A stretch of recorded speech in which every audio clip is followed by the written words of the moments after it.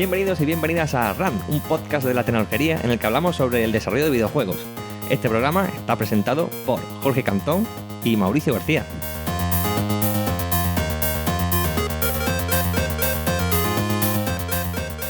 Pues nada, aquí estamos de nuevo. ¿Qué tal, Mauri? ¿Cómo está la cosa confinado? Muy bien, estamos sobreviviendo, disparándole a los zombies desde mi posición aventajada en la azotea. Todo como un domingo cualquiera.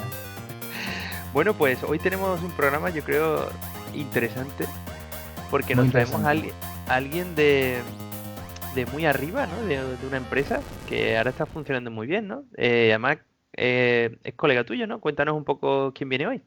Pues hoy viene ni más ni menos que Enrique Paño, uno de los fundadores de Crema Game, un estudio que ha saltado a la fama dentro de lo que es el mundillo de desarrollo de indie, por haber creado Temtem, la octava maravilla, el Pokémon multiplayer.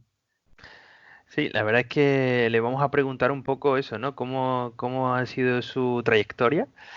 Y bueno, ¿cómo se les ocurrió esto de Tenten y qué han hecho o qué han tenido que hacer para que Tenten sea el éxito que es, ¿no?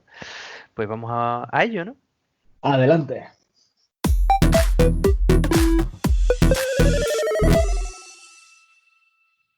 Pues muy buenas. Hoy tenemos de invitado a Enrique, CEO de... Don Enrique Paños. Enrique Paño, CEO de Crema, que últimamente se puede decir que les está yendo bastante bien. Muy buenas, Enrique. Muy buenas, gracias. Muchas gracias por invitarme al programa. Y sí, bueno, nos está yendo más o menos bien, se puede decir. Nuestro mejor momento, quizás. Pues la verdad es que sí. Por ahora. Por ahora. Bueno, pues Mauri, no sé, ¿quieres empezar tú con la pregunta primera o me dejas el...? Bueno, la rompehielos. Venga, la pregunta rompehielos en todos los programas siempre empezamos con lo mismo. ¿A qué estás jugando ahora? Y si nos puedes recordar algún juego que te haya viciado un montón últimamente. Justo acabo de terminar un juego, que es el Yoku's Island, que es como un pinball Metroidvania, que fue publicado por Team 17 y de Team Gorilla, creo que es. No me acuerdo bien cuál era Sí. la productora. Sí, Team Gorilla. Team Gorilla, cierto. Y últimamente a lo que me he viciado muchísimo justo antes de este juego es al nuevo Ori, ostras, que es un juego demasiado bueno. Y de hecho me creó un problema que justo terminándolo, cuando acabé el Ori, con esto de la cuarentena quería jugar algún otro juego y puso el listón muy alto. Muy alto en el sentido de que iba probando otros juegos y claro, las comparaciones son odiosas. No es lo mismo. Y dejé de jugar, me puse además a ver series y leer porque necesitaba un tiempo de... Es que lo sigo comparando todo con lo perfecto que me parece ese juego redondo, hasta que, bueno, ahora he vuelto a jugar a uno y también me he estado viciando mucho al Factorio, que es un juego como de gestión, sí. crear una fábrica y contaminar, básicamente. La verdad es que da un mensaje un poco realista, pero vamos, está muy bien. El juego tiene mucha más miga y está muy bien hecho. O sea, engancha. Se puede aprender mucho de diseño con ese juego. Yo al Ori sí le tengo muchas ganas. No lo he podido jugar todavía, pero sí es cierto que recuerdo eso, que ha salido ahora el 11 de marzo, si no recuerdo mal, y le tengo muchísimas ganas. Yo me he estado viciando al Alix y al de Touris, es el último que he jugado. Y tú, Mauri, creo que también le ha dado un poquito al Alix, ¿no? Un poquito como que ya me lo estoy terminando por segunda vez. Vale. También te pasa un poco eso, ¿eh? Después de jugar al Alix, otro juego enviar no es lo mismo. Sí. Ya es demasiado. Todos los juegos van a aparecer minijuegos en la base. Vale, bueno, y cuéntanos, Enrique, por curiosidad, para que la gente te conozca un poquillo, el que no te conozca ya, ¿de dónde viene tu afición a los videojuegos? Más que a los videojuegos, a jugar, más que a la creación. O sea, ¿en qué momento tú estás jugando a videojuegos y dices, hostia, esto a mí me gusta mucho, lo suficiente como para dedicarme a ello en el futuro? Bueno, obviamente, casi todo el mundo que está escuchando el programa le gustan los videojuegos. No es raro lo de crear videojuegos, o sea, dar el paso de crear, pues bueno, siempre ha sido una inquietud adolescente, podría decirse. Siempre he querido eso, nunca pensé que lo haría. Es como este típico sueño de, pues estaría muy guay hacer videojuegos porque es lo que me gusta y tengo muchas ideas. Pues claro, esto es un argumento que les suena familiar a todos los que escuchan porque realmente todo el mundo tiene muchas ideas y todo el mundo le gustaría aportar su visión o ya que te gusta el medio, que son los videojuegos, pues yo haría esto, ¿por qué no han hecho esto? O cosas así. Y siempre fue una inquietud y algo que te gustaría hacer y nunca pensé que terminaría haciéndolo, pero se dio la oportunidad en su día, hace 8 años ya, y aquí estoy. La verdad, no es que lo haya buscado muy activamente. Yo de hecho estaba trabajando en otra cosa que no tiene, yo estudié ingeniería informática y estaba trabajando en otra cosa que no tiene nada que ver con Sí, era videojuegos. una especie de radio online o algo así, era... No sé si conocéis Pandora, que es una Sí, aplicación de Estados Unidos que es como una radio personalizada. sí, sí, sí. Spotify ahora tiene algo parecido, y etcétera. Ujú. Te decía, en función del estado de ánimo en lo que estabas tú, te recomendaba música de la radio, o así por decirlo, una especie de playlist continua de novedades. Entonces hubo una empresa aquí en España que básicamente intentó hacer lo mismo en España, que se llamaba Rocola FM, Ujú. y hicieron una aplicación, bueno, que quisieron hacer una aplicación que era parecido a Spotify, pero no era a la carta, sino simplemente un sistema de radio. No sé lo que quiero escuchar, simplemente sé que me gustan estos dos artistas, encárgate tú de surtirme de música. Y en esa empresa estuve trabajando, sí. Vale, y tú estás haciendo eso y también por otra parte parece que empiezan a interesarte el tema de hacer jams o algo así. No, en ese momento no. Sí estábamos, mi socio Guillermo Andrades estudió también un módulo de informática superior y justo en un año antes o dos fue la apertura de Google Play a los desarrolladores con Android 1.3, 1.5, no sé cómo empezamos y por cacharrear más que por otra cosa, pues empezamos a hacer alguna cosilla en la famosa aplicación de Soundboard de sonidos que era Instant Buttons, bueno, y es. Y más que nada hicimos eso. En ese momento no hacíamos jams. Lo que pasa es que, bueno, llegamos tan pronto al sector, por así decirlo, que había demanda pero no competencia. Todo lo contrario que pasa ahora. O sea, sacases lo que sacases tenía más o menos éxito. Ahora Claro. el mercado está saturadísimo y no funciona así. Si hoy en día hiciésemos lo mismo que hicimos en ese momento, pues pasaría sin pena ni gloria.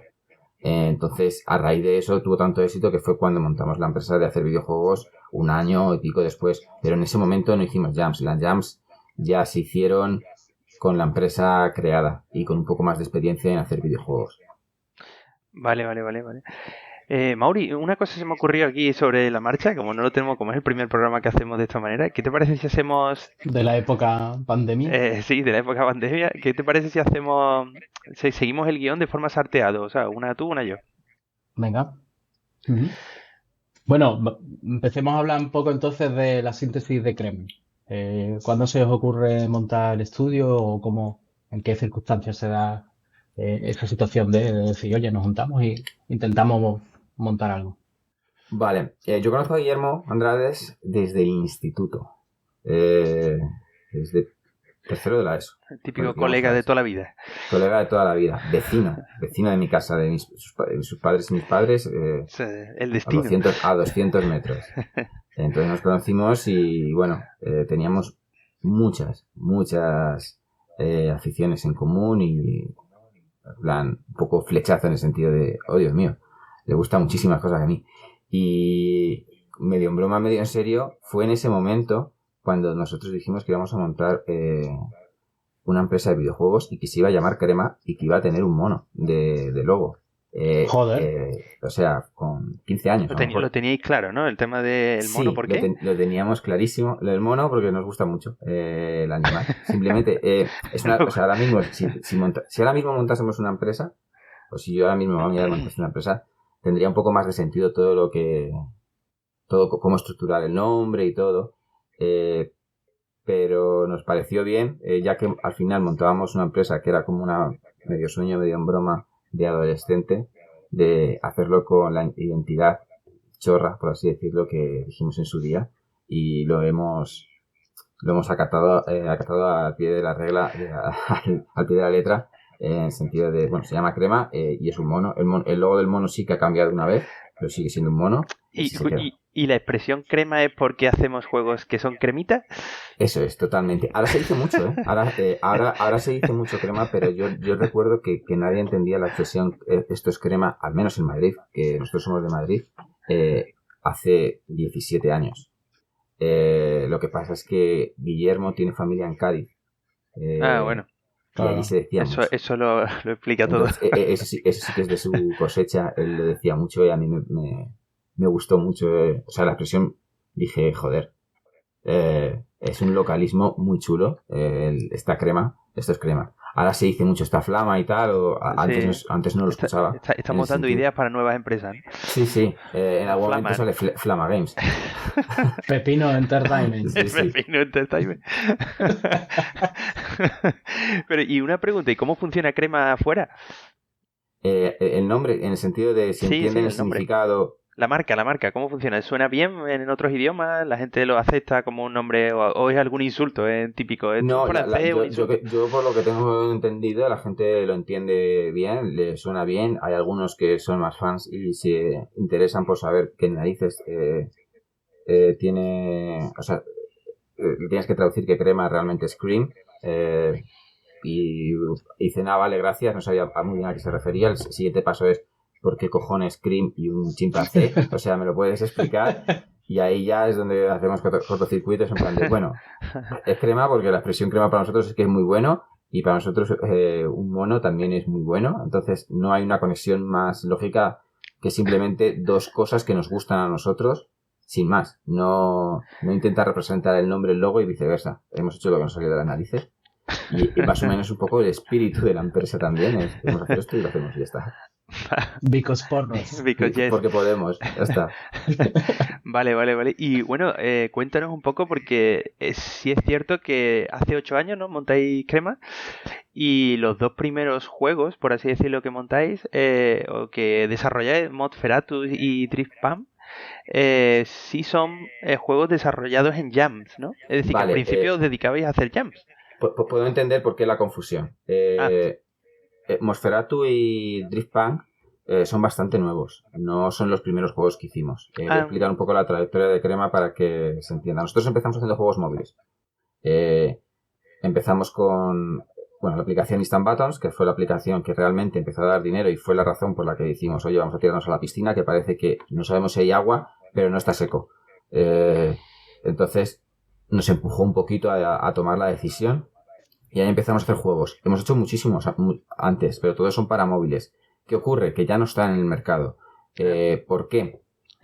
Ni en el mercado ni en vuestra web tampoco lo... No, porque nos hemos desvinculado totalmente del mercado móvil porque no es, sobre todo, lo que queremos transmitir. No nos avergonzamos para nada de nuestros comienzos móviles y nos encantan y nos han enseñado mucho. Lo que pasa es que nos parecía raro publicitar en la web algo que de lo que no nos dedicamos ya y sobre todo que no está y no pueden encontrar.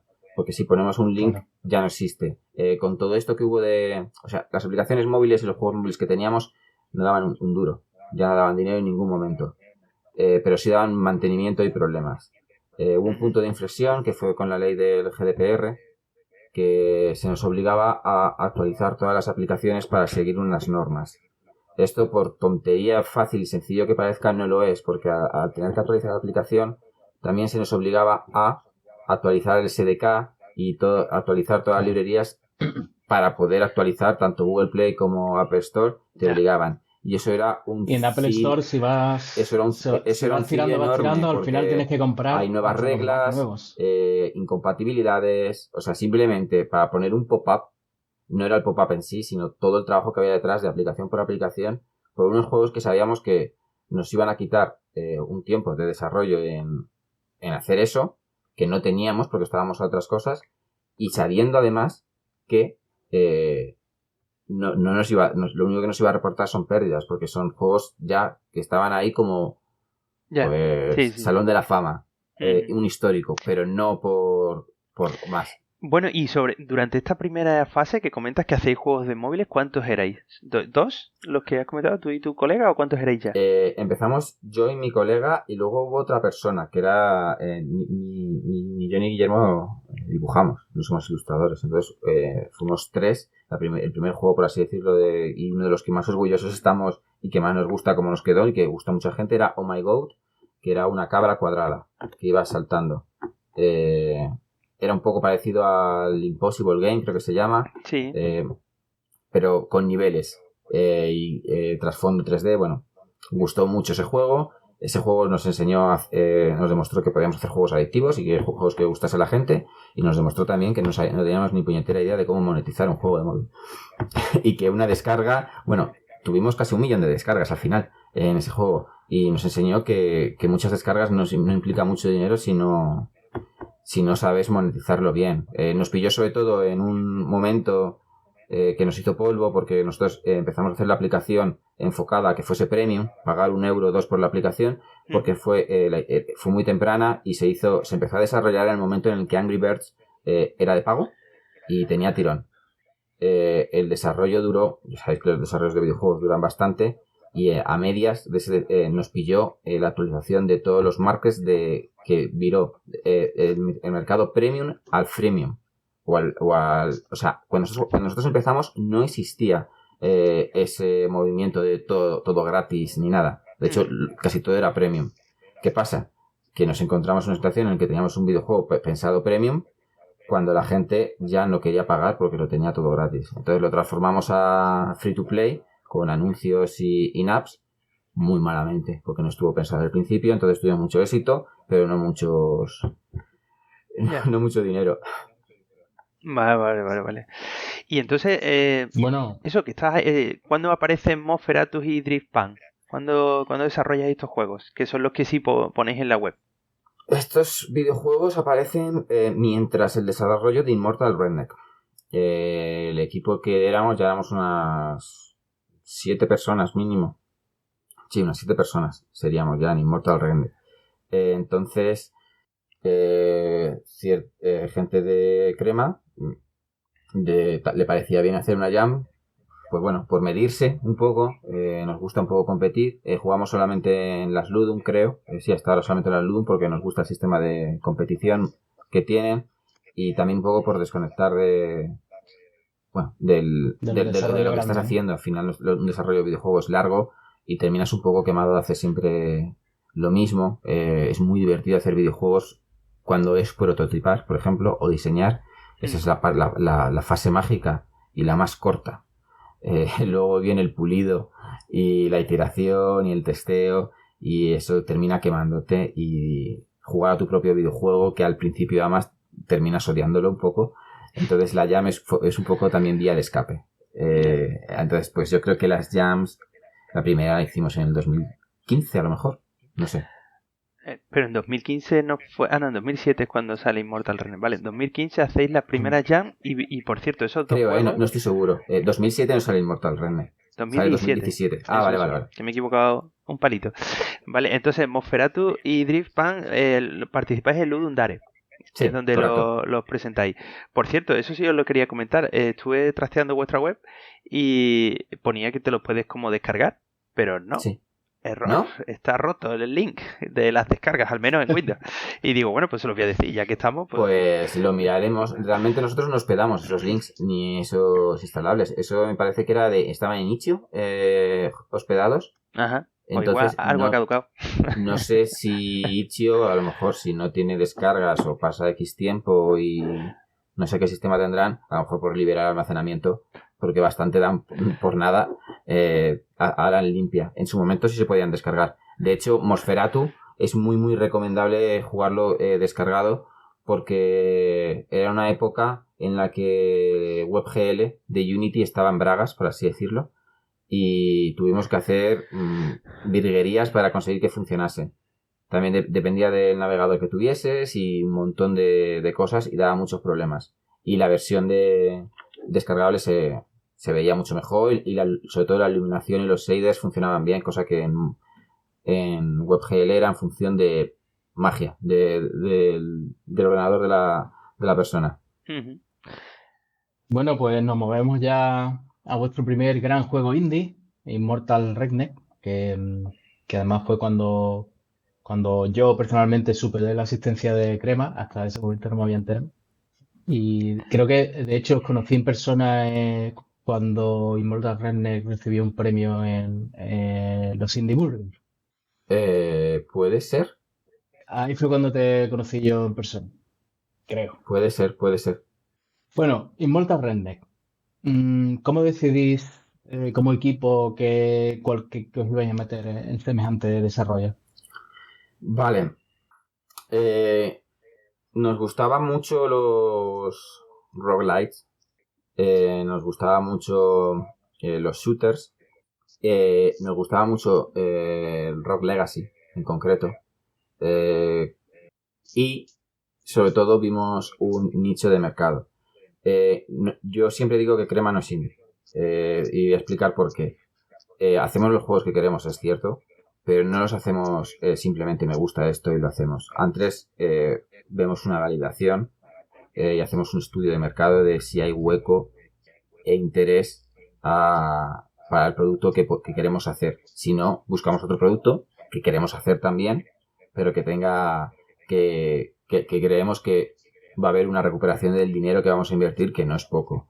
Entonces, en ese momento... Bueno, sois indies con cabeza. Puede ser, o sea, no somos del todo independientes porque, bueno, no voy a meterme en la discusión de qué es indie y qué es no, porque sería infinita y al final la conclusión sería que no hay conclusión. Ninguna, no hay conclusión, es el debate eterno.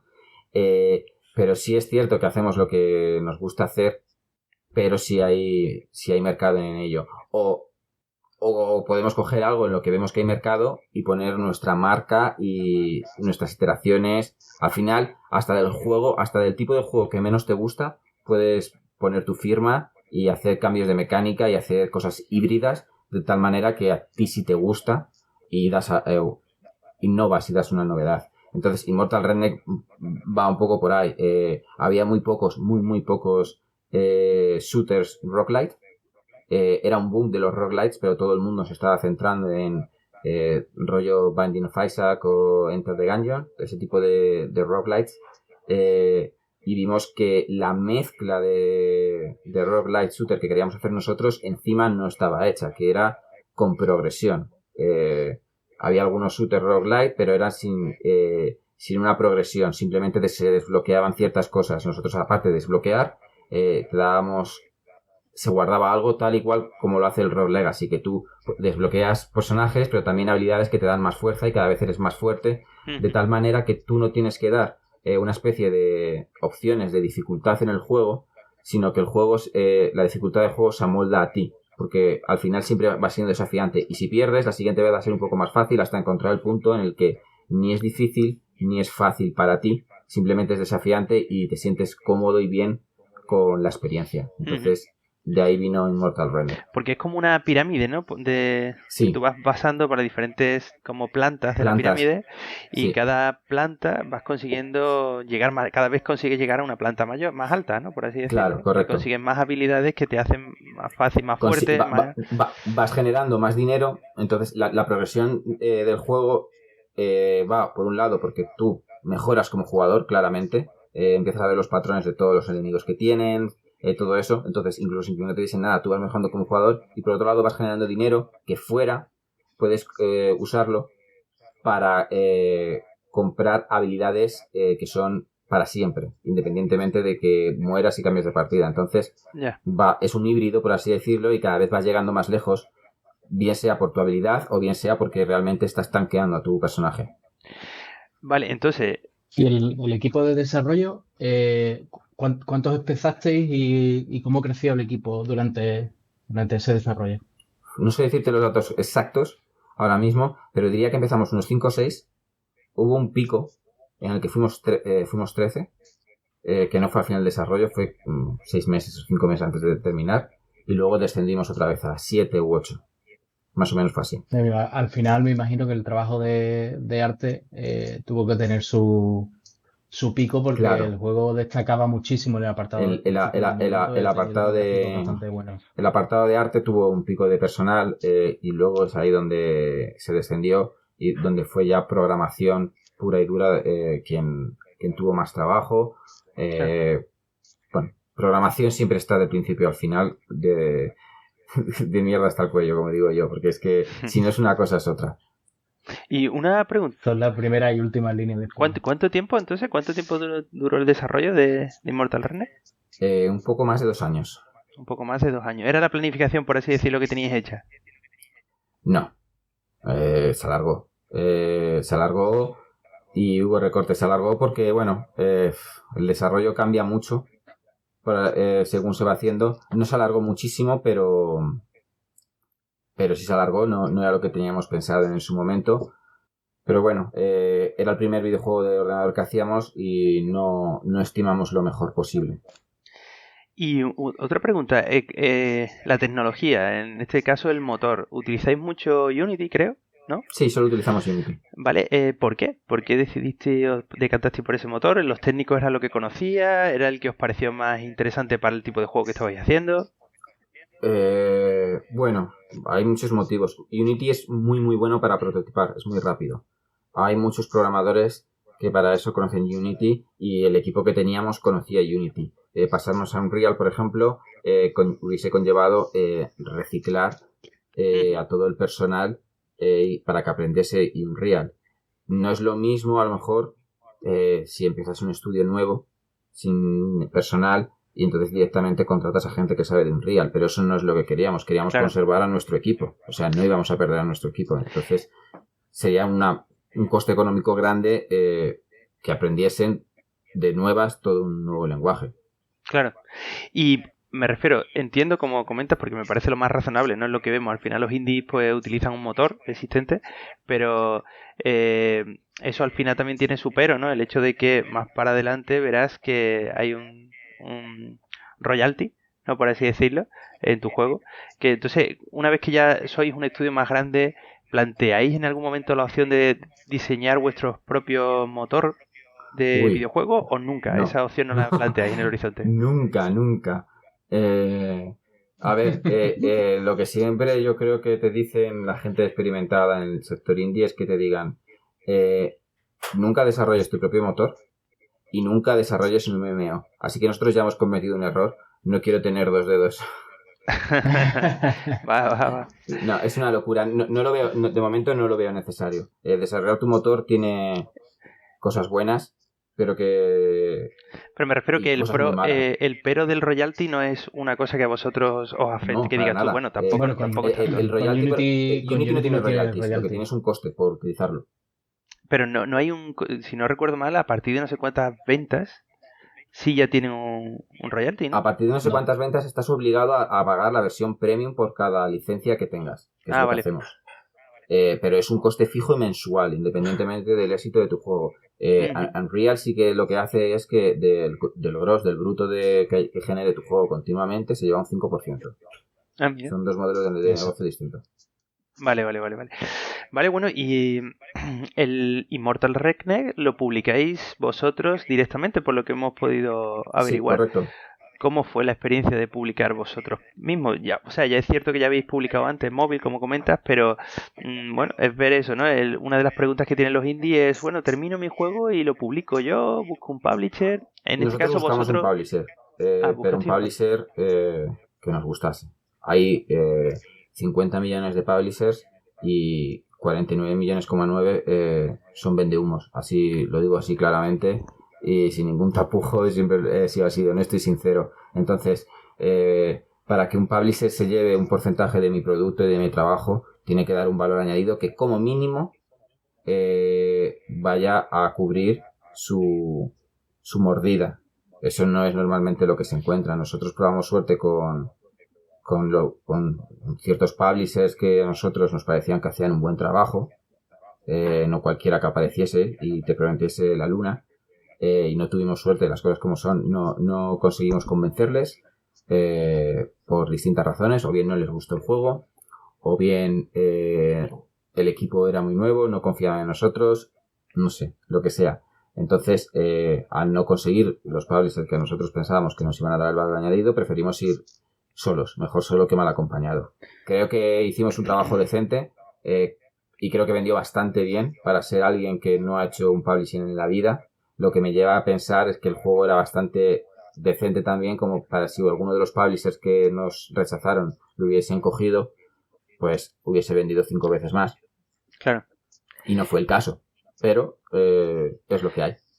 Me refiero entonces, vuestra experiencia es que recomendáis a otros estudios indie que siempre busquen un publisher y solo en el caso de que el publisher no les convenza o no estén de acuerdo con él, entonces ya intentarlo por tu cuenta, que por lo que comentas no va a ser lo mismo y por supuesto vas a vender mucho menos.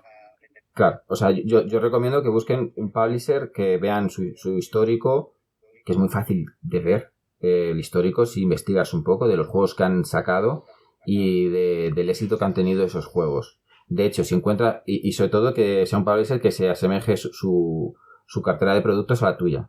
Si encuentras un publisher, o sea, lo idóneo es encontrar un publisher que tenga productos parecidos al tuyo, porque la fanbase que va a tener ese publisher le va a gustar tu juego, y si además ha conseguido que un juego que tú consideras que es un bodrio lo haya petado, entonces es el mejor publisher que te puedes encontrar. Que no harán con uno porque bueno. Quiero decir, tú no eres publisher, pero si mañana eres publisher del nuevo Legend of Zelda y lo peta Legend of Zelda, lo siento, amigo, pero no ha sido gracias a ti. Cualquiera lo podía haber vendido. Entonces lo suyo es encontrar un publisher que realmente sepa multiplicar el potencial del juego y se parece a tu género también.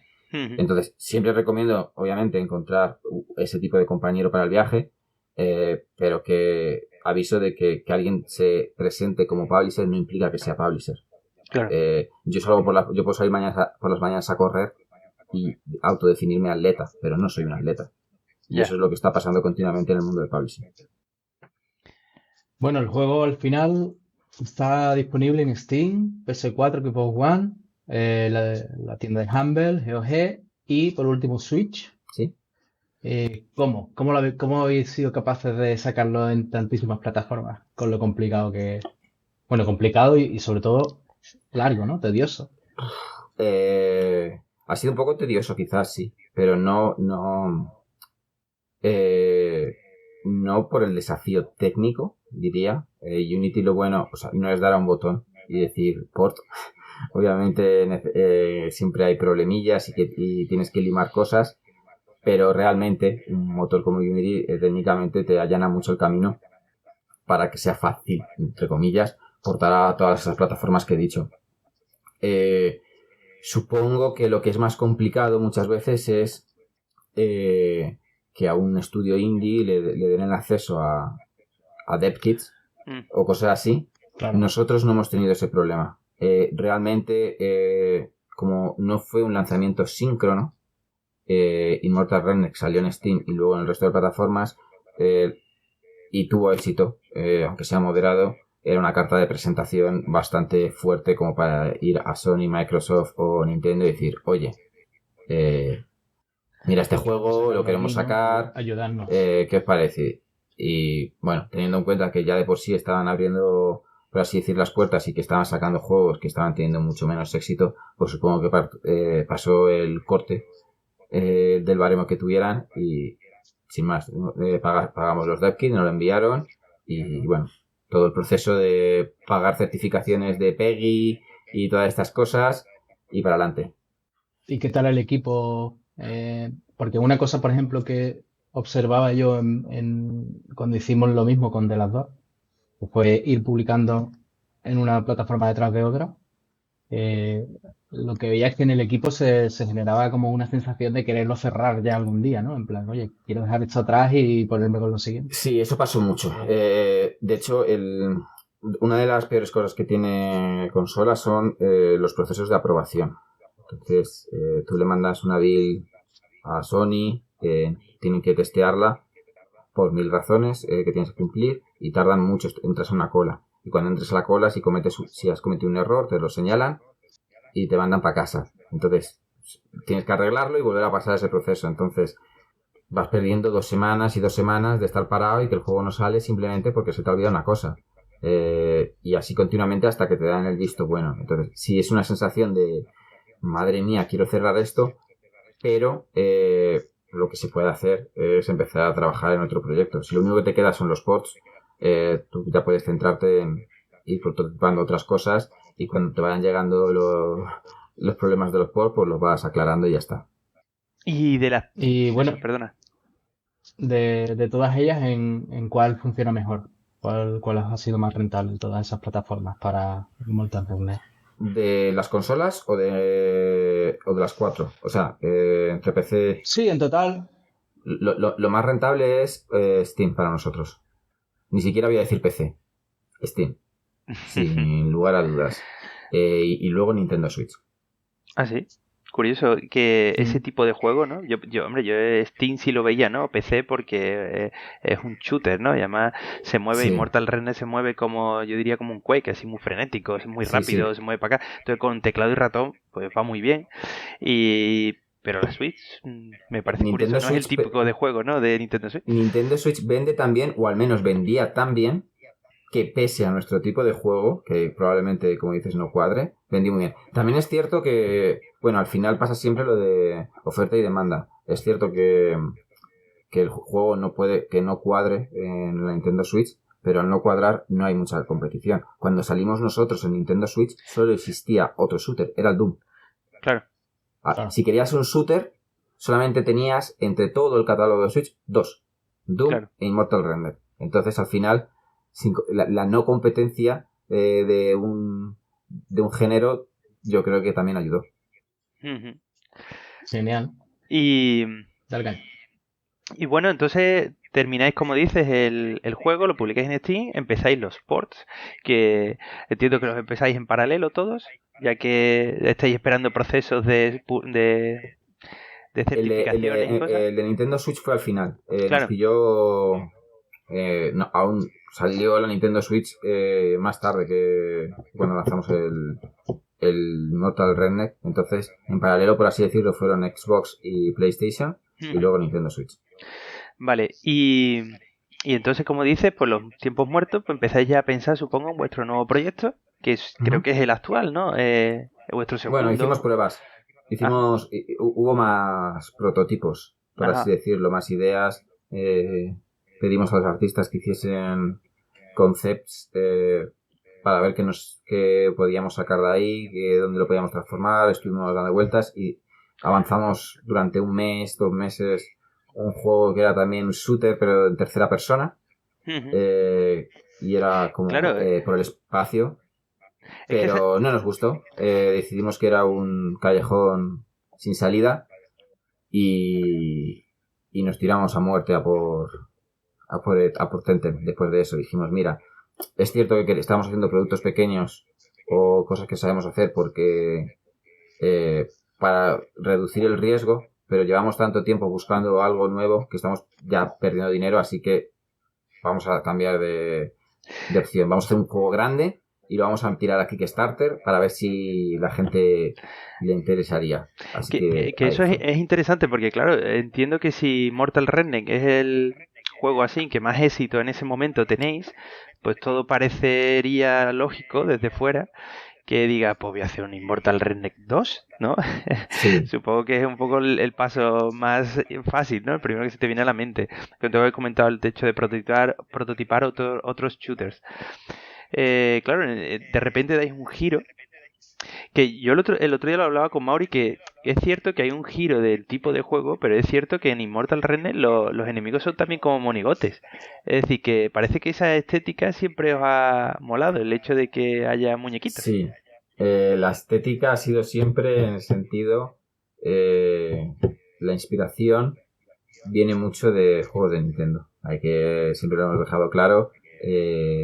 Zelda es una inspiración brutal siempre para el equipo de arte y da igual el tipo de juego que hagamos, entonces sí se puede apreciar en ambos. Vale. Y cambiamos, se planteó en un principio Immortal Remnant 2, pero de nuevo hicimos un estudio de mercado. Se puede demostrar cuánta gente transportas, por así decirlo, de una precuela a una secuela. con otros juegos que se pueden ver, a no ser que sea una IP súper famosa, franquicia tipo Doom. Tú de un juego a otro transportas un porcentaje del inicial. Entonces hicimos cálculos y teniendo en cuenta lo que nos iba a costar el juego y lo que íbamos a transportar de uno a otro, no salían las cuentas, por lo tanto decidimos que no era aconsejable. Y al mismo tiempo, obviamente, cuando se planteó esa decisión, de nuevo, estudio de mercado, ya había muchos más roguelites, shooters en el mercado, que nos habían seguido la estela, o que habían seguido la estela a otros, o que simplemente estaban haciendo lo mismo que nosotros al mismo tiempo. Entonces tenía más riesgo, según nuestros parámetros, volver a tirar por ahí, así que teníamos que volver a encontrar un nicho. Un nicho nuevo, ¿vale? Y eso, ¿cómo surge la idea? Porque alguien de repente dice, me gusta mucho Pokémon, ¿por qué no hacemos un Pokémon? ¿O cómo va eso? Creo que un porcentaje grandísimo de desarrolladores de videojuegos se ha planteado, incluso no desarrolladores de videojuegos, se ha planteado la idea de hacer un Pokémon online. Así de claro. Entonces, vimos una demanda brutal en foros, gente que pedía eso, entonces dijimos, a ver, podemos hacer esto, que la gente lo está pidiendo, es una locura, pero la gente lo está pidiendo. Hacemos un juego tipo Pokémon, pero online, y le metemos muchas más cosas con nuestra firma que queremos meter, y parece que esto funciona. El gran problema de eso es que es un proyecto titánico, demasiado ambicioso. Claro, es que yo pienso que incluso que sería ¿cómo se dice? El anticonsejo, ¿no? Es decir, todo el mundo, el primer error indie, ¿no? Es, pues, ya ves, la gente quiere, bueno, el No Man's Sky, ¿no? La gente quiere un juego del espacio y multijugador con un mundo infinito. Vamos a hacerlo. Y es como, pero ¿cómo vamos a hacer un proyecto de esa envergadura? Es decir, es como si alguien te dice, hostia, me gusta mucho eso, Pokémon Online, pero, hostia, pero es que Pokémon, tío, es que el proyecto es una locura. Es una locura. A ver, no éramos nuevos, llevamos ya, no éramos un estudio sin experiencia, ni mucho menos. Llevamos ya años en la industria cometiendo errores y aprendiendo de nuestros errores. Y realmente este proyecto tenía dos caras feas, por así decirlo. Si técnicamente éramos capaces porque era enorme, y si económicamente era rentable porque también era demasiado ambicioso. Entonces, técnicamente, pues bueno, nos juntamos con nuestro equipo, le preguntamos a Daniel, que es nuestro lead programmer y que es un fuera de serie, le dijimos así con toda sinceridad, mira, ¿sería viable hacer esto con estas restricciones? En plan de, no va a ser un MMO al uso como un World of Warcraft, pero va a tener mucho que ver con un MMO, va a haber servidores, el diseño sería más o menos así. ¿Crees que seríamos capaces? Y dijo, sí. Ahí está, para adelante, tío valiente. del tirón. Sujétame el cubata. Sí, es Hold My Beer. Sí. Confiamos plenamente en él y dijo que sí y no necesitamos ni... Ya está, se acabó, funcionó con eso. El otro problema era... Pobre Daniel, ¿no? Después, si no funciona, es culpa de Daniel. No, pues ha funcionado. Que dijo que se podía. Ole. El otro problema era, claro, es un sí, pero esto va a costar mucho dinero, muchísimo. Más de lo que... O sea, no es un juego indie, no es el coste de un juego indie, ni mucho menos. Entonces, lo siguiente es jugársela mucho. Vamos a hacer un prototipado, vamos a mostrar cómo se vería, vamos a lanzarlo a Kickstarter sin pedir lo que cuesta el videojuego, obviamente, y nosotros en el propio Kickstarter avisábamos de esto no lo que cuesta el videojuego, no lo estamos haciendo por eso, tenemos dinero si queremos para hacerlo, pero la razón de hacer esto es otra. Pero me refiero, entonces estás comentando, me parece también curioso, ¿no? El hecho de decir, el juego va a costar una pasta, pero parece que os iba muy bien en Crema con Immortal Remnant o con los juegos que habíais hecho y teníais la pasta como para poder tirar para adelante con ese proyecto, aunque Kickstarter... Con la versión inicial de lo que era Temtem teníamos pasta suficiente para hacerlo, pero la versión inicial de lo que era Temtem a lo que es Temtem ahora no tiene nada que ver, porque obviamente cuando esto explotó dijimos, oye, pues no vamos a hacer solamente lo que teníamos planificado, vamos a hacer más, o sea, vamos a hacerlo grande. Esto parece que es grande, así que tenemos que estar a la altura. Aparte, un Kickstarter va por stretch goals y claro, La versión inicial era sin ningún stretch goal, que era lo que podíamos hacer. Batimos todos, llegamos al 500.000, entonces ahí ya sí que sí no teníamos el dinero para hacer todo, nos lo dio los propios stretch goals. Sí, ahí adelantas un poco algunas de las preguntas que teníamos en el guión, porque era eso, ¿no? Es decir, nos parece interesante todo aquel que quiera montar su propia idea, es decir, pues Kickstarter parece una plataforma que funciona. Bueno, vosotros dos, Mauri y Enrique, sois dos ejemplos, ¿no? De gente a los que le ha funcionado la plataforma, ¿no? Yo le pregunté mucho a Mauri me ayuda mucho. Tengo que decirlo aquí ahora. Muchas gracias, Mauri, ya te lo he dicho muchas veces, pero lo digo ahora públicamente. Mauri me Tenemos una cerveza todavía pendiente sí. Desde hace 2 años. Sí. Aparte, yo le acribillaba preguntas muy concretas y directas. No era en plan de cómo harías esto, es cómo has hecho esto y esto, ¿sabes? Claro, dudas exactas. Llegaba con los deberes hechos y muy bien hechos. Y entonces, eso, que montáis los dos en vuestros proyectos un Kickstarter, y curiosamente, eso, en el vuestro concretamente, en el Tenten, pedís $70.000. Sí. Que con $70.000, por eso es una cosa que nos chocaba a nosotros, porque decíamos, con $70.000, ¿qué es lo que eres capaz de montar? Vale. Claro, la suerte es que luego conseguís más, pero con $70.000, ¿qué es lo que prometíais en el proyecto de Tenten? Vale, esto también depende. Yo soy muy de números. Al final, me gusta hacer videojuegos, pero al final mi perfil se ha ido mucho a hacer números. Es muy fácil, y la gente lo debería hacer, ver históricos de Kickstarter antiguos que han salido adelante y ver cuando salieron adelante más o menos cuánto vendieron. Muchos no te dicen el dato, pero se puede ver, existen plataformas como Steam Spy, se puede hacer una especie de baremo de lo que cuesta. Entonces, $70.000 es el número que necesitábamos con la proyección que teníamos de si conseguimos $70.000 en Kickstarter, otros videojuegos, extrapolando, dan esto. Normalmente lo que habíamos visto es que en casos que solo se ganaba $70.000, se conseguía generar 10 veces más. $700.000 cuando sales el producto. Entonces, si a nosotros el producto a lo mejor nos costaba al principio €500.000, 600.000 euros, la idea era conseguir al menos ese 10% en el Kickstarter, porque iba a cubrir gastos como mínimo, porque cuando saliese el producto, extrapolando con otros juegos, iba a hacer 10 veces más. Este multiplicador por 10 hay que cogerlo con pinzas porque cambia mucho en función del éxito. Baja mucho, obviamente, si sacas un Kickstarter de 3 millones, no significa que vayas a hacer luego 30 millones, el multiplicador se reduce porque ya has llegado mucho al target final y entonces no tienes tanto para expandirte. Pero más o menos la idea se hizo con eso. Aparte también queríamos crear comunidad, vimos más o menos cuánto se gastaba de media en videojuegos por Kickstarter un usuario, que eran como unos $35. Entonces nos salía que con $70.000 íbamos a tener 2.000 personas en la comunidad, y nosotros ya previamente con Immortal Redneck sabíamos con 2.000 personas iniciales hacer bola de nieve y un punto de partida como para ir ampliando la comunidad boca a boca en redes, porque es muy fácil decir hazte Twitter y empieza a exponer tu producto para hacer comunidad, pero la realidad no funciona así. Tú necesitas un punto de partida inicial para que se vaya haciendo bola, por así decirlo, y con 2.000 personas nosotros sabíamos que sabíamos hacer bola, que esas 2.000 personas cada vez que publicásemos iban a publicar, iban a retuitear, a mostrar a más gente, y iban a empezar, pues bueno, 2.000, 2020, 2070, y poco a poco, con el tiempo que sabíamos que iba a durar el proyecto, íbamos a llegar a una especie de sweet spot que tenga una comunidad suficiente, incluso sin publisher, como para cuando lancemos el producto se nos escuche.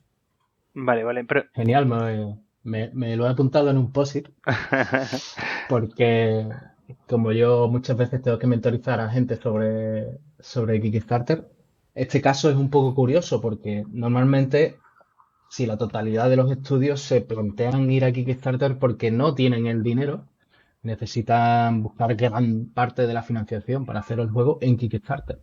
Y ellos, sin embargo, estaban en un caso en el que sí tenían el dinero, fondos propios, y decidieron el goal en base a un porcentaje de lo que esperaban sacar luego cuando el juego saliera en Steam. Correcto. Que es muy curioso. Sí, y ahora lo que hablamos, ¿no? De hecho, el Kickstarter va muy bien. Supongo que eso, ustedes tendríais alguna idea de que podía ir bien, pero supongo que nunca nadie espera que el juego haga... Teníamos una porra y fallamos todos. Claro. Yo dije que íbamos a conseguir 250.000 y lo doblamos. Claro. Conseguís casi $600.000 y ahora el problema, ¿no? Que yo también muchas veces he hablado con Mauri, ¿no? El problema de, vale, consigues mucho más de lo que tú pides, entonces esto os cambia los planes, ¿no? Por así decirlo. Es decir, como ahora tú dices, vale, pues ahora tengo que hacer algo que responda a las expectativas, y un problema gordo que tiene toda empresa es cómo crecer también de forma adecuada, porque claro, tú de repente o ya tenéis una planificación de, bueno, vamos a necesitar tantos programadores, vamos a necesitar tantos artistas que tendremos que contratar. Teníamos una planificación de crecimiento, pero obviamente hemos crecido más de lo planificado. Claro, y ahora es acertar, porque dices tú, bueno, si yo tenía pensado contratar 2 personas que más o menos ya de hecho tenía palabrado o tenía bicheada, no es lo mismo que tener que buscar ahora 10. Porque puede que no me salga uno adecuado y el crecer siempre da vértigo, ¿no? ¿De cómo planteaba ese problema? Eso no lo planteamos y eso fue un problema. Hemos tenido muchos problemas en todo... Bueno, básicamente lo que teníamos era planteados todos los problemas con los que nos habíamos encontrado en todos estos años, pero esto ha sido un problema nuevo al que no nos podíamos esperar. Siempre se decía que en España costaba mucho encontrar perfiles de senior o perfiles buenos en videojuegos y nunca hemos tenido ese problema, pero claro, siempre poníamos 1 o 2 ofertas al año. Entonces, lo que nos ha pasado es que encontrar a una persona con un perfil X puede ser fácil, pero encontrar a 4 personas con ese perfil, claro, ya es donde empieza a haber carencia. Y con ese problema no nos habíamos planteado que sucediese porque no lo habíamos encontrado. Nosotros decíamos, joder, cada vez que ponemos una oferta, en un mes encontramos a la persona adecuada. Es básicamente lo que nos ha pasado siempre, hasta que llegó Tencent. Porque no era, claro, el crecimiento es tan grande que no era necesitamos un programador que X. Es, bueno, a ver, esto va a crecer así, entonces vamos a necesitar 3 programadores que hagan esto. Entonces ponías la oferta y no encontrabas 3. Y ahí sí que ha habido un problema. Nosotros al final, hasta que no encontramos el que queremos, no contratamos a nadie. Eso sí ha ralentizado un poco los tiempos estimados. Pero poco a poco, pues bueno, vamos encontrando a gente y sobre todo queremos que estén a gusto en Crema y creciendo y no decreciendo. Vale, y entonces eso, vuestro planning de número de personas y tiempo, ¿cuál era? ¿Y en cuál se ha convertido? Nuestro planning eran unas 16 personas, más o menos, 16, entre 16 y 18, porque hay picos, más o menos. Con el pico de Immortal fue 13, pues como mucho el pico de Tencent dijimos pues 20, de 13 a 20, una especie de 50% más o menos como lo que queríamos hacer al principio. Lo que sucede ahora es que somos 25 y creciendo. Y no es el pico, quiero decir. Luego aparte el tipo de producto que es Tencent va a hacer que sean mucho más personas, pero no enfocados al desarrollo en sí, sino a algo más social.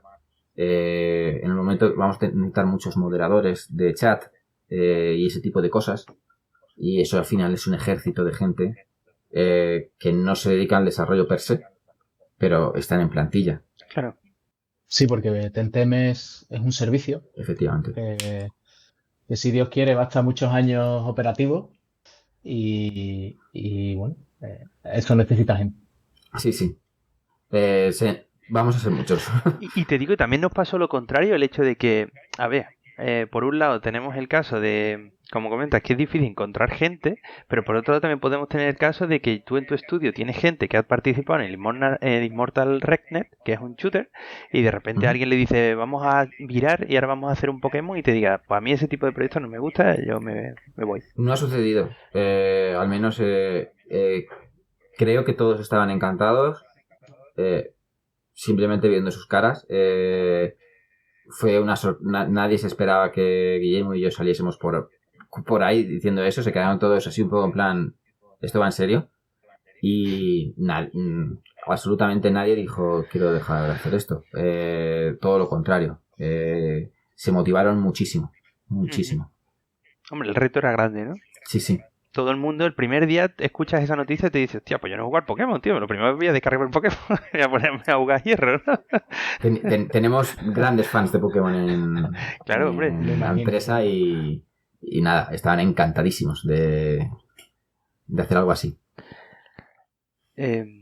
Y bueno, el haber estado trabajando en una IP tan similar a otra, a Pokémon en este caso, y que bueno, los dueños de esa IP pues son uno de los grandes de la industria. ¿Os ha ocasionado algún problema por ahora? No, ninguno.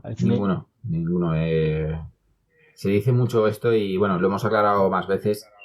Más que nada, como las palabras se las lleva el viento, dando, por así decirlo, hechos y situaciones que existen ya en la industria, y siempre ponemos el ejemplo de que la Nintendo Switch tiene un clon del Smash Bros. Y a Nintendo le parece bien y lo vende la Nintendo Switch. Tiene un clon del Advance Wars y a Nintendo le parece bien y lo vende ahí. Entonces, bueno, pero no te creas, ¿no? Porque también Nintendo tiene historia de que ha prohibido algunos juegos, ¿no? Hechos por la comunidad basados en sus IPs, ¿no?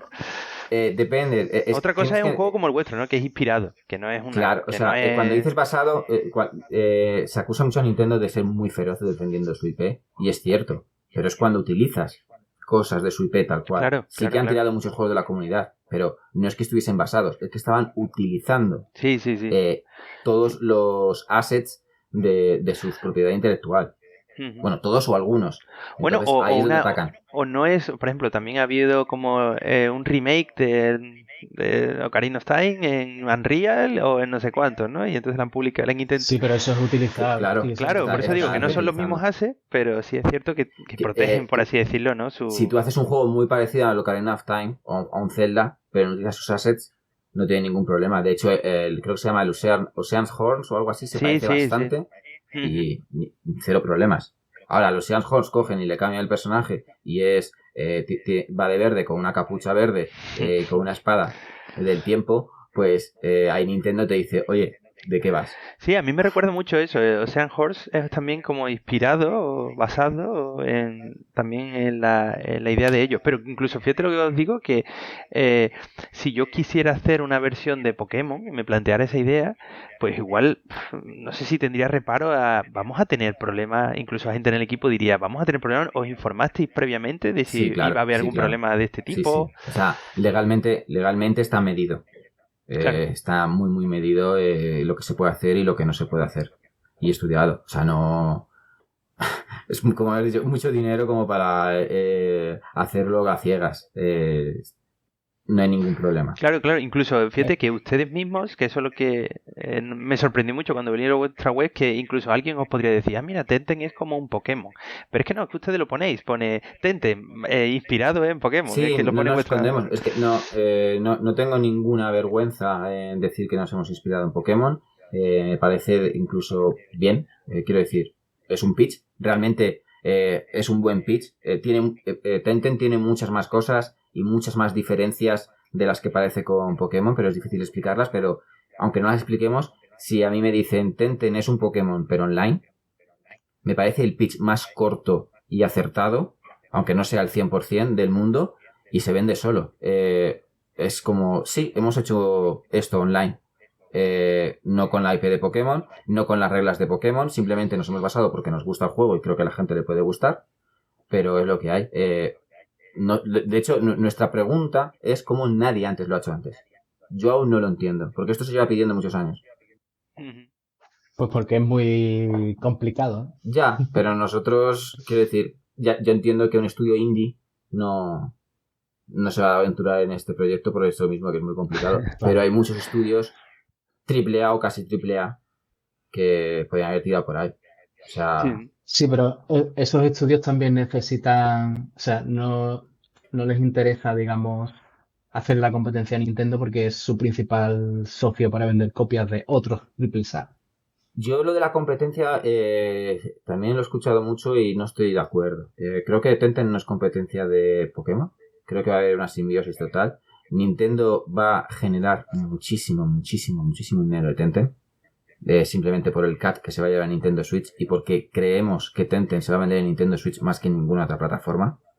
Y encima Nintendo no va a tener que invertir lo que está invirtiendo Game Freak en desarrollo, ni va a tener que invertir la cantidad de marketing abusiva que invierten siempre en Pokémon.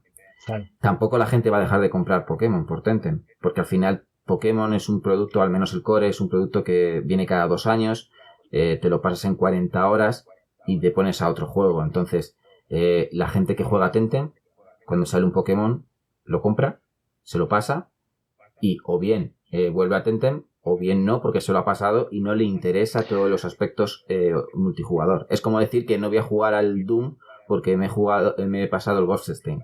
No, juegas a los dos. Claro. Lo que no sé si habéis contemplado la posibilidad de que Pokémon diga, pues yo me voy a hacer online también. Yo eso no sé decirte. Lo veo poco viable. Lo poco viable por la tendencia que veo de Nintendo y lo que le gusta muy poco el online a Nintendo normalmente. El online es una fuente de problemas grande. Mucho, muy grande. Y yo empiezo a entender por qué Nintendo no se ha metido nunca muy a fondo. Entonces, viendo más o menos las restricciones que ha puesto en sus juegos al mundo online, me parecería raro. Pero podría ser. En cualquier caso, si pasa, pasa. Incluso pensaría que Que ha visto la que comunidad de Pokémon... que os ha ido bien y ha dicho, hostia. Claro, o sea, a lo mejor hemos hecho un favor en el sentido de que, bueno, ha evolucionado a un punto en el que ha visto que funciona, porque a otra persona le ha funcionado, y entonces Pokémon mejora para la propia comunidad. Ujú. Vale, y bueno, en este segundo proyecto lo publicáis a través de Humble Bundle. Es el Sí. publisher, ¿no? Es el publisher, Humble Bundle. Y en este caso sí encontrasteis, el publisher vino después del Kickstarter, vino antes. Vino después del Kickstarter, sí. Vale, y vino por el éxito del Kickstarter. Sí, tal cual. Vinieron muchos publishers después del éxito de Kickstarter. Ujú. Entonces, bueno, vimos ofertas, negociamos con muchos y otros. De los que nos interesaban, vimos cuál nos ofrecía un trato mejor y cuál nosotros pensábamos que tenían más proyección o más hambre de éxito, en este caso. Ujú. Y nos quedamos con Humble Bundle y me parece que ha sido una decisión muy acertada. Estamos contentos con ellos. Vale, ¿y eso qué os ofrece un publisher? ¿Qué por así decirlo? En este caso os ofrece los ports, como en otros desarrollos, o dices, mira, una de las cosas porque ya publicasteis el juego anterior vosotros mismos, entonces habréis notado una diferencia, ¿no? Entonces habréis dicho, ostras, es que de hacer esto a nosotros nos ha venido muy bien. ¿O por qué recomendarías a otros desarrolladores que busquen Humble Bundle para ser publisher de su juego? Porque tienen una característica que es interesante. Bueno, a ver, de los términos de que nos daban o que nos dejaban de dar tampoco puedo hablar mucho, Claro. así que ahí lo siento. Sí te puedo decir que nosotros en un publisher no estábamos buscando ni dinero, ni que nos resolviesen cosas técnicas como puede ser un port. Eso lo sabíamos hacer nosotros y no queríamos que nadie más lo hiciese porque no hacía falta.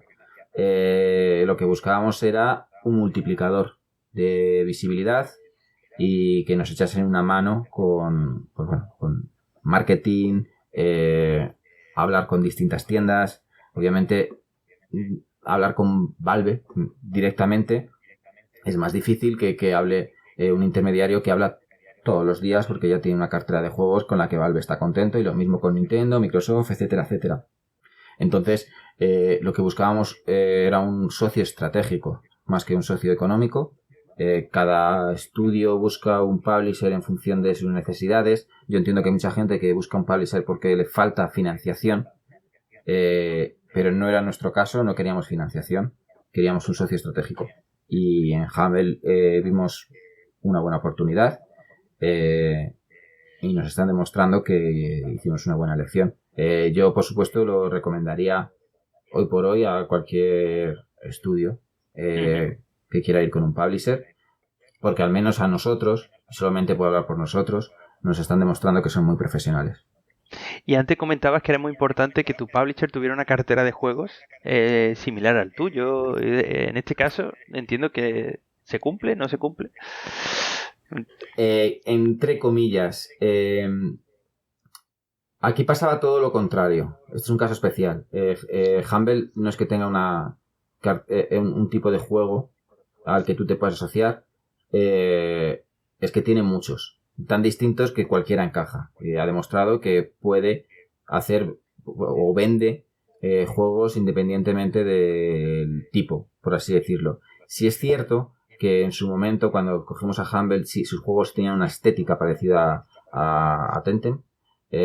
Hat in Time o algo, ahora mismo no me acuerdo de todos, pero sí parecía que este rollo cartoon saturado era un poco lo que iba con su cartera. Lo que pasa es que Humble ahora mismo está creciendo mucho a nivel publishing y está cogiendo juegos de distinto tipo, unos y otros. Entonces, sí es cierto que, pues que tienen ese tipo de juegos de que son coloridos, pero pueden tener un montón de juegos. Hay otras, por ejemplo, con Immortal Redneck nosotros ya estuvimos hablando con publishers que solamente hacían shooters. Y eso tenía sentido. Si Humble Bundle solamente hiciese publishing de juegos de estrategia, nosotros no hubiésemos ido con él. Claro. El caso es que no hacía juegos como el nuestro, pero tampoco íbamos a encontrar ningún publisher que hiciese juegos como el nuestro, porque no existen juegos como el nuestro así muy a menudo. Por lo tanto, cogimos a uno que más o menos cuadraba por no cuadrar, en este caso, que es que daba igual el género, tenían distinto tipo de cartera de clientes. Y por darle alguna información más a los oyentes, esta gente, ¿de dónde son? ¿Qué franja horaria? ¿Perdón? Americanos. O sea, que sí es cierto que tendréis un problema a la hora de reuniones con ellos al final del día, ¿no? Uno, Eduardo, es un español que trabaja en Humble, que es, por así decirlo, nuestro contacto más directo, que vive aquí en Madrid. Un saludo, Eduardo, si escuchas esto. Y es con la persona que más hablo. Bueno. Tiene un poco, él sí que tiene un horario, por así decirlo, que empieza a media tarde y termina más por la noche para comunicarse con Estados Unidos, pero yo hablo con él. Vale, guay. Genial. Volviendo un poco a Tentem, está, digamos, en Early Access todavía, ¿no? Sí, correcto. Y la idea es que luego salga simultáneamente en varias plataformas. Cuando salga del Early Access, el plan es que salga simultáneamente en todas las plataformas. En PS4, Xbox también. En PlayStation, Xbox, PC y Nintendo Switch. Exacto.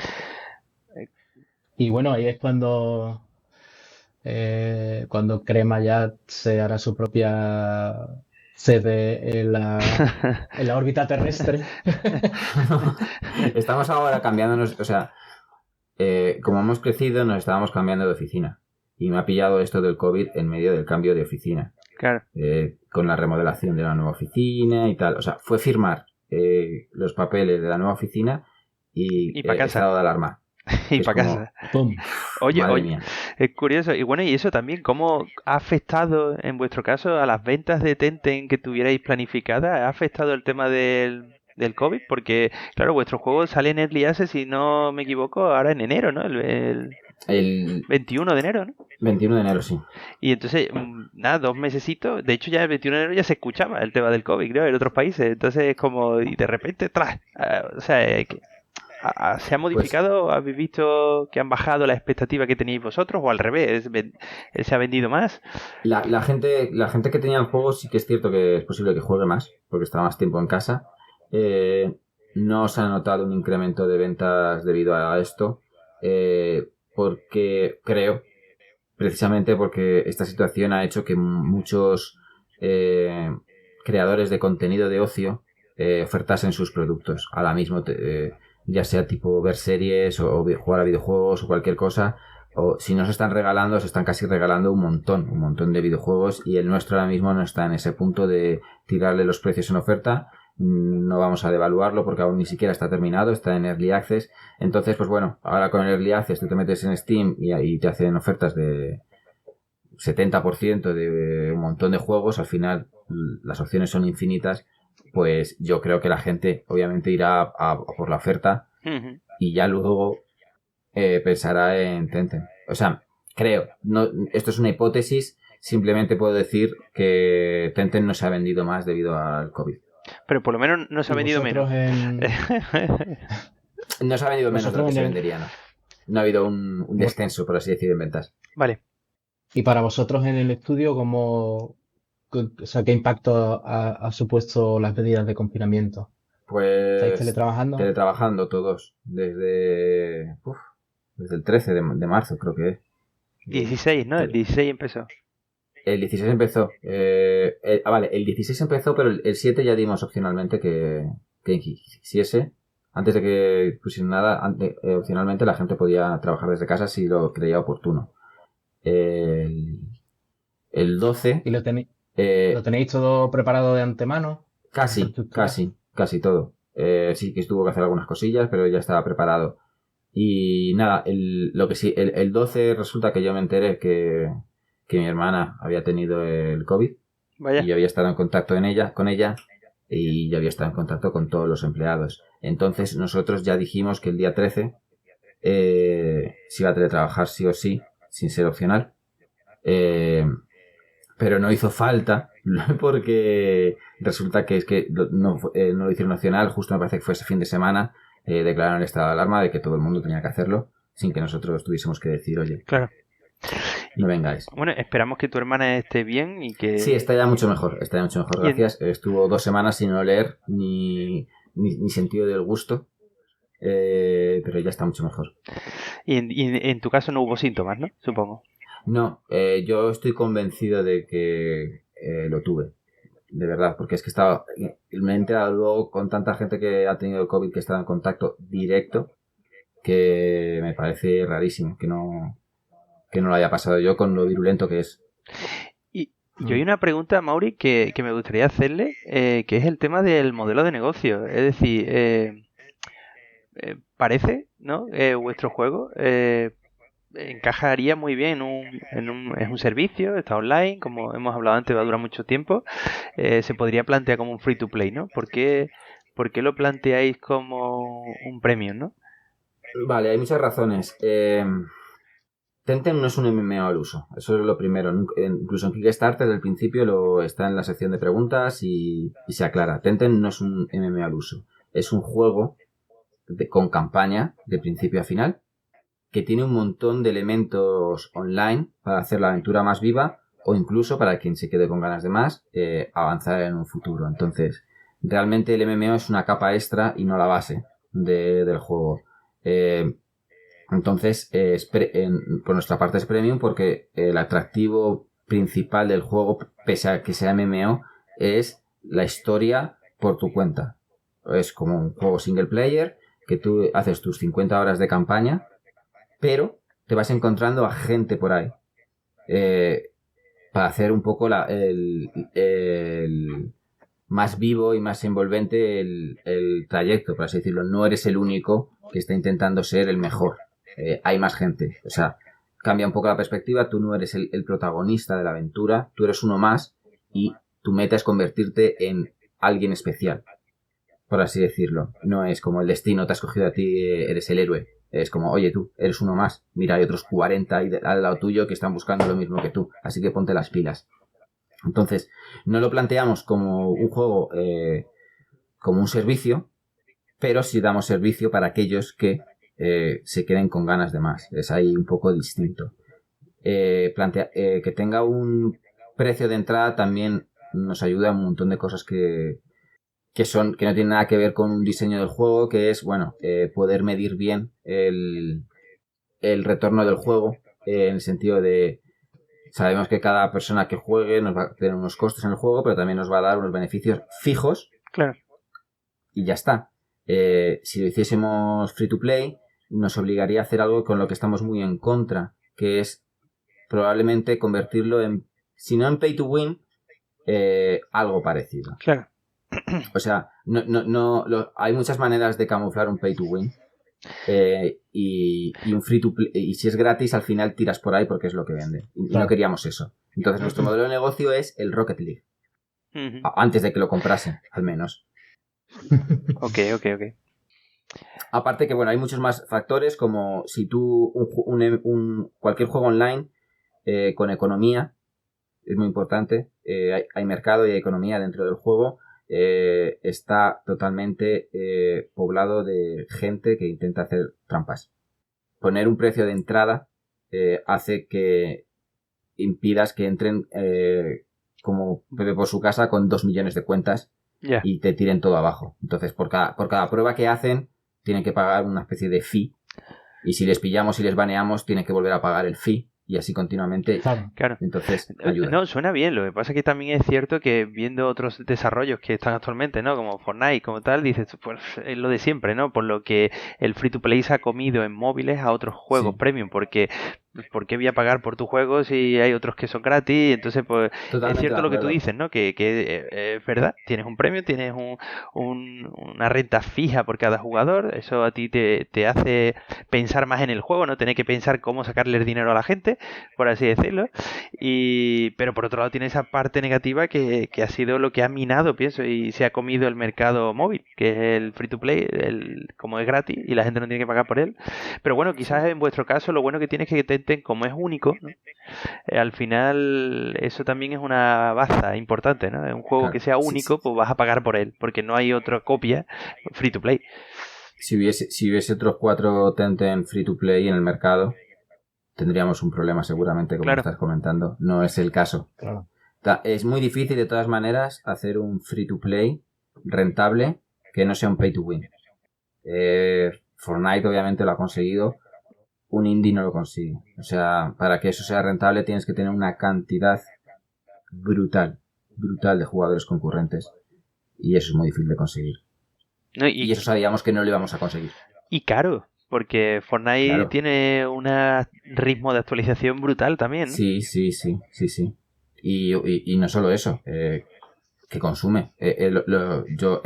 Hace poco salió la noticia con el concierto de Travis, ha tenido 12,3 millones de usuarios concurrentes en el Fortnite. Simplemente el gasto en servidores de tener a 12 millones de personas conectadas a tu juego, creo que, no sé, han contratado la mitad de Amazon y han derretido un polo, disipando calor de todos esos servidores. Porque es un gasto enorme. Y, o sea, un free to play como el Fortnite tiene gastos fijos por cada jugador, y compre o no. Entonces, tienes que tener una masa de jugadores muy grande y tener lo que se llaman en el mercado free to play muchas ballenas, que son las que se gastan muchísimo dinero para compensar a todos aquellos que no pagan nada. Claro. Bueno, y centrándonos en vuestra experiencia, ¿cómo resumirías tú los éxitos, a qué se debe el éxito de Tentake? Y sobre todo, si hubierais hecho algo de otra forma. Bueno, el éxito, no voy a decir que no hemos trabajado, hemos estudiado lo que teníamos que hacer, hemos dado los pasos que creíamos apropiados, pero también hemos tenido suerte. Yo siempre lo digo, si haces las cosas bien, es posible que tengas éxito, pero no es garantía de nada. Muchísima gente que está haciendo las cosas bien y desgraciadamente se hunden en el hoyo por lo que sea. Nosotros creo que también nos podríamos haber hundido en el hoyo. De hecho, no las teníamos todas con nosotros y por eso hicimos el Kickstarter, como he comentado. No teníamos las cosas claras. Entonces, no sé.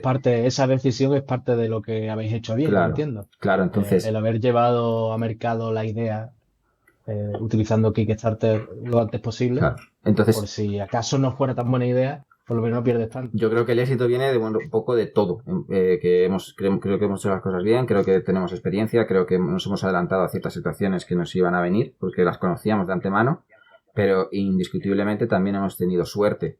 Si no, estaría aquí explicando cuál es la fórmula del éxito y eso no lo tiene nadie, por mucho que te digan. Entonces, no sé exactamente por qué hemos tenido éxito. Sé que si hubiésemos hecho las cosas mal no hubiésemos tenido éxito, sé que al hacer las cosas bien hemos tenido una oportunidad de tener éxito y ha sonado la flauta.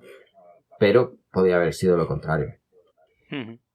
¿Y la segunda parte? ¿Cuál ¿Qué es? cosas podrían haber salido mejor? ¿Qué cosas podrían haber salido mejor? Uf. ¿O qué cosas cambiaríais, no? Es decir, bueno, esto no ha salido mal, pero hostia, el próximo proyecto lo vamos a hacer de otra manera. Yo creo que si hablo con Enrique del pasado, le digo, ponte a buscar gente antes. Yo creo, a mí a día de hoy me parece que es lo que más nos ha ralentizado quizás procesos de contratación que nos han costado 4 o 5 meses encontrar a la persona que estábamos buscando, y eso en ningún momento lo teníamos planteado. También le diría, sigue haciéndolo, pero te estás metiendo en un jardín que te cagas, porque es un MMO. Nosotros estábamos muy asustados por el aspecto técnico de lo que es un MMO y como que nos cegamos y nos centramos solamente en que eso era el problema principal, en plan de mantener a mucha gente, los servidores, el desafío técnico o el desafío de tenemos que conseguir una masa de jugadores grande para que no esté muerto. Esas dos cosas eran como lo más difícil, en plan de no te vas a jugar en un MMO que está sin nadie y también necesitas un MMO en el que funcione. Técnicamente es muy difícil y nos centramos en esas dos cosas y ha funcionado, y como nos centramos en las dos cosas, no ha habido problemas graves a día de hoy con eso. No nos dimos cuenta de los problemas que trae tener a tanta gente a nivel social. Claro. Online, en el juego, tickets de soporte, quejas, esta persona me está acosando, este tipo de cosas. No te lo planteas como un problema, es como ya vendrá esto y ya lo solucionaremos, pero es mucho más grande de lo que parece. Entonces, el siguiente paso es tener un equipo muy grande simplemente dedicado a soporte al cliente. Vale. Bueno, y ahora entramos en el terreno de lo anecdótico. He visto por ahí un tuit, hace tiempo que lo vi. Qué miedo. Estás sonriendo así en plan pícaro y digo, uy. A ver. Cena de Navidad conjunta con Platón. Hostia puta, no me esperaba esta pregunta, fíjate. ¿Qué historia hay detrás de ese tweet? Nos llevamos muy bien con Platonic. O sea, no los equipos en sí, ahora sí, obviamente se conocen y se llevarán mejor o peor. Pero tanto Guillermo como yo nos llevamos bien con Valeria. Y hablando un día surgió la situación, rollo de estaría bien por darle un poco de vidilla y conocer gente nueva y que no sea siempre, pues al final, como si estuvieses en la oficina, pero con delicias para comer en una mesa, que al final fuese lo mismo, conocer a otra gente del sector y juntarse, y aparte así éramos más y podíamos acceder a mejores menús, por así decirlo, porque no sé si ha visto alguna cena de Navidad, pero las ofertas y los locales, por así decirlo, cuando dices que sois 10 personas o cuando dices que sois 40, cambia mucho. Entonces, juntarnos pues nos parecía una buena idea social, por así decirlo, y también económica. Qué práctico. Totalmente sincero, ¿no? Me parece... Ha despertado envidias, creo. No sé, le decían a Valeria, qué poca vergüenza, y con nosotros qué, o algo así, escuché por ahí. Qué bueno, la verdad es que ya llevamos bastante tiempo de programa hoy, ¿eh? La verdad es que, bueno, vamos a ir cerrando porque nos hemos pasado, como siempre, nos pasamos de nuestro límite de programa. Pero bueno, no nos queríamos despedir sin decir una de las preguntas que también le solemos hacer a todos los desarrolladores, a todos los estudios, ¿no? También que están trabajando en el sector, que ahora que tienen la posibilidad, ¿qué creen que sería necesario para que mejorara el panorama de empresas de videojuegos en España? Es decir, con vuestra experiencia, pues, ¿qué allanaría el camino? ¿Os hubiera allanado el camino a vosotros o incluso a futuros equipos que haría que fuera un poquito más fácil, ¿no? A ver si he entendido la pregunta. ¿Qué haría más fácil para Crema o qué haría más fácil para que haya más empresas? Realmente sí, para que el tejido de empresas de videojuegos en España pues El otro día hablábamos, ¿no? Por Mejor, ejemplo, que no tiene ni un epígrafe, ¿no? Es decir, pues igual que para empezar tuviera un epígrafe, ¿no? Eso para empezar, ¿no? Bueno, a ver, yo creo que lo que se necesita son empresas medianas o grandes. Hasta que tengamos empresas medianas o grandes, no va a haber industria ni tejido empresarial en España. Da igual que tengamos 400 estudios, esos 400 estudios son 3 estudiantes que se han juntado a hacer un videojuego y al final tener una empresa son muchas patas y ellos solamente están controlando lo que es hacer un videojuego, que no basta ni aunque lo hagan perfecto. Entonces, lo que se necesita son, en mi punto de vista, son empresas de, yo que sé, 50 personas por las que puedan transitar y haya rotación, savia nueva, sangre nueva, que entren, vean cómo se funciona por dentro, cómo se trabaja y sobre todo que vean cuáles son los problemas a los que se enfrenta una empresa de ese tamaño. Porque si ellos deciden formar una empresa, se van a enfrentar a esos problemas mucho más difíciles porque no van a tener esa estructura. Ahora mismo la gente pues está creando empresas sin saber a lo que se va a enfrentar y claro, luego vienen y te caen dobladas todos los problemas sin comerlo ni beberlo. Entonces al final pues te hundes o sobrevives a duras penas cubriendo costes, pero sobre todo sin opción a contratar a nadie. Y si no tienes opción a contratar a nadie, al final el tejido no va a crecer. Entonces la pregunta sería, ¿cómo narices hacemos que existan empresas de 50 empleados?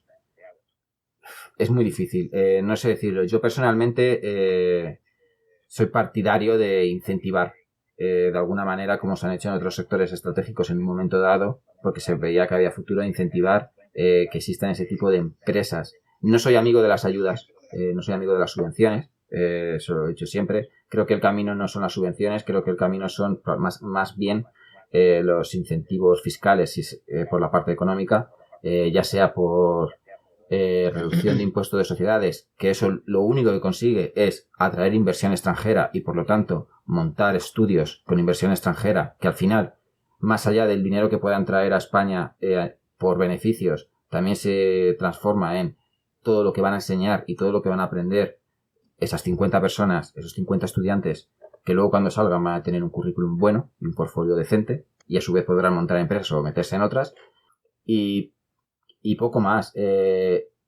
Realmente no hay una fórmula de éxito. Yo no tengo ni idea de qué es lo que se debería hacer. Si fuese fácil ya lo habrían hecho, creo, o espero. Pero sí sé que para las empresas pequeñas el problema es que no tienen dinero. Las muy pequeñas que no tienen dinero. Y para las empresas medianas a lo mejor el problema es que aunque tengan dinero no pueden crecer según está el mercado porque a lo mejor no les salen las cuentas, pues al final pues con seguridades sociales, etcétera, etcétera. Sí creo que se podría hacer un esfuerzo, por eso con lo que digo, con incentivos, sin pasarse, porque luego al final pues pasa lo que pasa, pero creo que ahora mismo es la única manera de que exista un tejido en plan atraer dinero, que formen empresas grandes, necesitamos empresas grandes y que formen a personas, porque los estudiantes, o sea, tenemos muchísimo talento, tenemos muchos estudiantes, pero alguien cuando sale de una escuela realmente no está preparado para producir y al no estar preparado para producir lo que es un coste para cualquier empresa y no van a una empresa en un sector que está muy mal, las cosas como son, está muy mal, es muy difícil sacar dinero, no va a asumir, no va a ir a pérdidas. Eso es lo que creo. No sé lo que va a pasar. Las empresas necesitan tener un cierto tamaño para poder asumir talento junior. Efectivamente. Si tú solo lo único que tienes es un proyecto de 6-7 personas, un junior, si de entre esas 6 o 7 personas tienes un junior, es que no va a poder hacer nada. No va a poder poner ningún ladrillito dentro del juego. Ya necesita proyectos más grandes, equipos más grandes, para que digamos que su carácter junior se diluya entre la generalidad seria, ¿no? De esos proyectos. Eso es. También es cierto, ¿no? que el desarrollo de videojuegos es algo temporal, ¿no? Es decir, que tú eres un desarrollador, un artista, tal, te contratan para este proyecto, termina y ya está, y acaba. Entonces, la idea sería como que las empresas grandes también pudieran hacer que las personas tuvieran un trabajo más no tendría por qué, ¿no? O pudieran rotar entre empresas grandes, ¿no? Esa situación se da precisamente por la situación tan mala que tienen todos los estudios que se la juegan a un juego y no saben lo que pasará después. Y llegan a la meta en un sprint sin un duro. y tienen que esperar a que le vuelva a dar beneficios o no lo que han sacado para seguir sacando juegos. Una empresa mediana o grande lo que hace es que 6 meses o 7 meses antes de terminar un juego empieza otro y solapa. Y la gente cuando sale de un proyecto pasa al siguiente proyecto del mismo estudio. Pero eso solamente te lo puedes permitir si tu empresa es grande y tiene una solvencia suficiente como para poder asumir que el juego que vas a sacar dentro de 6 meses y ya estás haciendo otro sea un completo fracaso. Porque lo que hay que tener claro es que en videojuegos hay muchos fracasos, incluso de empresas que han tenido éxitos. O sea, no es llegar y sacar un juego y tener el retorno. Esto pasa hasta en Hollywood. En Hollywood, en el cine pasa. Productoras muy importantes parece que sacan una película que lo va a petar y al final ha salido carísima y va a pérdidas. Pero eso no les quita de seguir haciendo la siguiente película, porque la que cumple por esa y por la anterior. Por varias. Entonces, hasta que no tengamos ese tipo de empresas que se puedan permitir arriesgarse a que empiecen a hacer otro videojuego antes de terminar el anterior, no vamos a conseguir que haya esa especie de precariedad de que un empleado va por proyectos y cuando se termina el juego pues a volver a buscarse la vida. Sí, la verdad es que me parece muy interesante todo lo que cuenta, y lo de los incentivos también me parece una cosa interesante, porque también es cierto que no me parece bien tampoco el tema de las subvenciones. Al final llevan ocultas una serie de restricciones que no te ayuda, por así decirlo. A ver, yo cuando digo incentivos tampoco quiero en plan de que sea dinero gratis. No, pero entiendo lo que dices. Pero me parece lo más democrático. Sí, me parece lo más democrático, porque al final es para todo el mundo, no para una selección. Y sobre todo, no estás dando dinero, estás dejando de recibir en todo caso. Claro. Simplemente estás haciendo más atractivo para la inversión. Un inversor o para empresas meterse en un negocio. Sí. Porque al final los cálculos le van a salir, pues bueno, que van a ganar más dinero. Pero al final ellos van a tener que invertir el dinero. No se lo vas a dar para que luego hagan un producto que puede que sea un éxito o no, pero realmente ellos ya han tenido el dinero de la ayuda, entonces no se corre ningún riesgo, y sin riesgo a lo mejor tampoco hay tanta participación o sensación de tengo que darlo todo. No, y que lo que comentaba yo antes, ¿no? Que las subvenciones muchas veces son, a ver, yo te voy a dar X dinero, pero realmente lo que llevan debajo oculta es que son para crear empleo. Entonces dices tú, pero hostia, yo no necesito incluir más personas, yo lo que necesito es financiación para que mi proyecto salga adelante, para seguir pagando a la gente que ya tengo. Y dices, pero es que las subvenciones llevan una serie de restricciones y te implican que tú crees empleo, y dices tú, y esta subvención es para pagar esos empleos, y dices, pero yo no necesito eso. Entonces por eso digo que muchas veces se coge ese dinero, al final te metes en un tal que vas creciendo porque te han dado subvenciones y por eso tienes que crecer, no es lo que necesitas, y también es un problema para la gente que, como dices tú, aunque son pocos, que es poco democrático quizás, pero también es un problema para esas empresas que al final tampoco les ayuda, porque a ellos lo que les hace falta es asesoramiento, les hace falta dinero para seguir pagando el equipo que ya tienen y otro tipo de cosas, ¿no? Por eso digo que me parece bien lo de los incentivos como idea. Se lleva peleando por mucho, esto tampoco es que se me ha ocurrido a mí, que lo llevan peleando las asociaciones mucho tiempo. Parece un poco pelear contra un muro. Claro. Al final, si el gobierno o quien está a cargo de, por así decirlo, abrirte un poco la mano, no abre la mano y se cierra en banda, pues poco se puede hacer. Claro. Pero bueno, ahí dejamos el mensaje, ¿no? Por así decirlo. Que bueno, pues ahora sí, nos vamos a ir despidiendo ya. Espero, Enrique, que haya estado a gusto en el programa. Sí, yo como en casa, literalmente. Yo creo que todos, ¿no? Como en casa. Y bueno, pues nos vamos a despedir. Antes de nada, pues recordar a los oyentes, ¿no? Que nos podéis encontrar en la web tecnología.com. Nos podéis buscar en Facebook y en Twitter por La Tecnología. Y cuando salen los podcasts se publican en iVoox, en iTunes y en YouTube. Y bueno, y si tenéis alguna idea de algo, de un invitado que os gustaría que trajéramos al programa, de alguna cosa que nos queréis proponer, pues nos escribís a hola@tecnologería.com. Y nada más, hasta aquí el programa de hoy. Nos vemos el siguiente, ¿no, Mauri? Pues sí, voy a darle personalmente las gracias a Enrique por haberse dejado liar. De nada. Y un saludo a todos nuestros oyentes. Y nos vemos en la próxima edición. Estupendo. Venga, un saludo. Un saludo.